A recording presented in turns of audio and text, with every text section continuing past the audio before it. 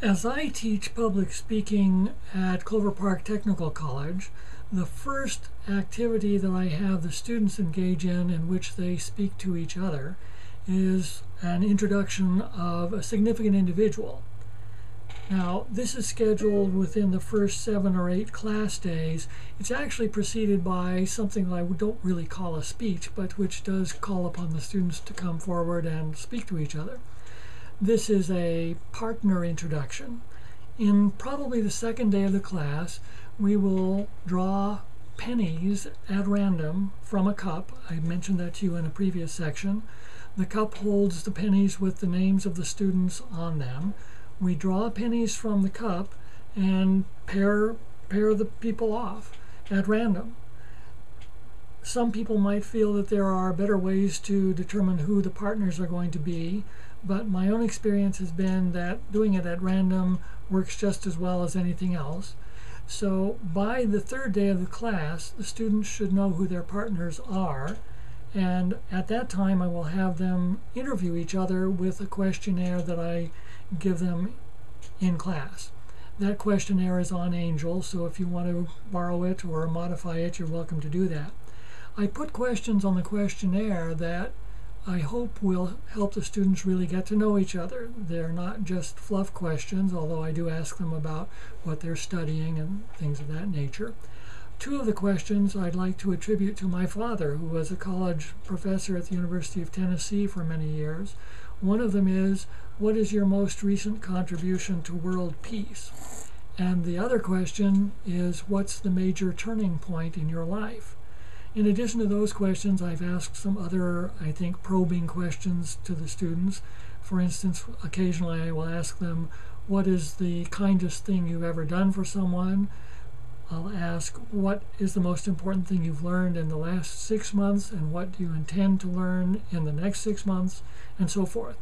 When the students are interviewing each other in pairs to get answers to these questions from the questionnaire, I also have a box of supplementary questions which are available in case one pair finishes the task before all the others do, so that during that period they all have a chance to finish the task. Also, during this part of the hour, I have my video camera with me and usually go around taking still photographs of each pair and each individual, so that the following day I can make a little slideshow of all of their faces that I can project on the screen at the front of the class. And this usually makes the students more engaged and interested, and I think most people do like to see their photographs displayed for other people to see. All right, so the next day after the students have interviewed themselves, we draw pennies again to find out which pairs are going to come forward in the class to introduce each other to the class throughout that hour. That usually takes 1 class period, which is 50 minutes. Sometimes it goes on to the next day. Meanwhile, I'm explaining to the students the nature of the assessment rubrics that I will be using for all their subsequent speeches, including the significant individual introduction. This takes usually at least 1 day, because the rubric is the heart and soul of the assessment of all the speeches. It's available on Angel. Again, you're welcome to modify it or use it as is.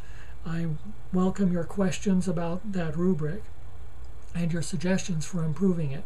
I might say parenthetically that some people feel that you need to have a different rubric for each kind of speech.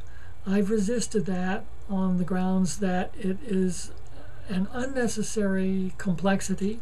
However, some people may disagree, and of course you have the prerogative to use whatever rubrics you wish.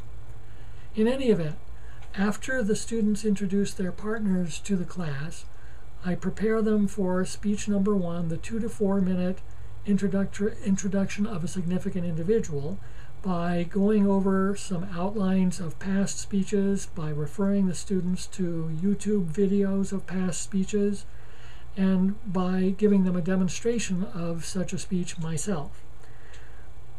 We use the timekeeping device, we use the marbles, we use the bells, we use the videographer, we use the GPRC for speech number 1, this introduction.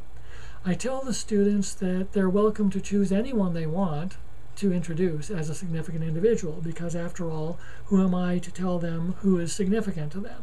Usually students will choose one person. Usually it will be someone in their immediate family, a parent, a child, a brother or sister, a cousin, someone like this.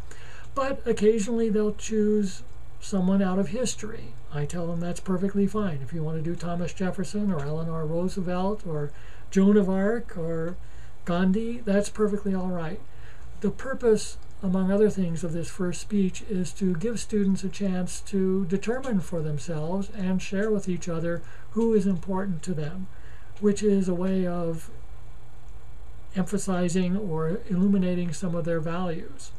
I tell the students before they speak that if they choose someone who is ill or has died recently, they should be prepared for showing emotion in their speech in ways that they may not expect.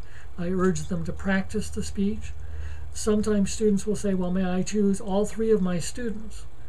Pardon me, all three of my children, or all three of my uncles and aunts? To which I respond, yes, that's fine. Keep in mind, however, that a 2 to 4 minute speech is a pretty short speech. So if you want to do justice to all three of your children, or all three of the people you have selected, you'll really have to be very economical in what you say about them. Many times students will choose 2 or 3 people at first, and then when they start preparing their documentation, their outline for the speech, they'll see that they have too much material. When the students give the speeches, we use the same techniques that we do in all the others with respect to timing. I tell them for this speech, however, that they need to speak for at least 2 minutes. They don't have a 30-second cushion below 2 minutes, because I'm assuming that any student, any human being, can talk for at least 2 minutes about someone who is among the most significant individuals in the world to him or her. But I tell them that they may go up to 4.5 minutes in length. Occasionally I forget to tell students this, but I think it's a good idea to mention it here, even in speech 1, that as far as I'm concerned, if the students want to ask for extra time before they speak, they may have the extra time. Sometimes they'll say, well, how much extra time may I have? And as a rule of thumb, I will say, well, up to 50% more than the length of the speech. Rarely do students go that long, but frequently they do go a little bit over. So depending upon the verbosity and the background and the familiarity that the students have with public speaking, they might very well speak a little bit more than 4 or 4.5 minutes for speech number 1. Over the years, the students have introduced all kinds of fascinating people in speech number 1. I know that you will have students who do the same thing. I should mention that I expect the students, even in speech 1, to use extras of some sort, meaning audio, visual, tactile, sensory materials other than just themselves. I insist on this and explain it through the story of The Professor and the Dot, which is on Angel. It's simply a little story about a professor who spoke for many hours about an abstruse and exotic topic with only a dot on a blackboard to supplement what he was saying. I do this because I want the students to know that even a small and insignificant extra will enhance the value and the impact of their speeches. This has then been a summary of speech activity number 1, which is the introduction of a significant individual.